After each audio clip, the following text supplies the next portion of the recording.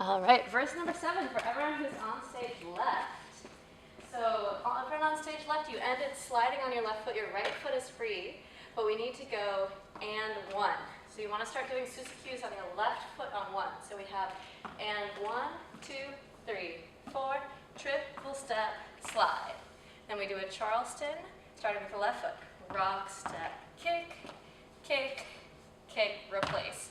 So again, you have your left foot free on 1. This whole section of the stage left people is done with the left foot. Left, 2, 3, 4, left, slide, left, 2, 3, 4, 5, 6, 7, 8. For Spank the Baby, use your left hand up. Now we only do 2 of them. 1, 2, 3, 4, and then an extra step so that you can chasse and slide. So again, that goes like this.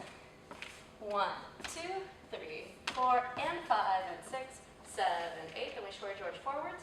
Right, left, right, left, and 8, and 1. With a little hoppy step.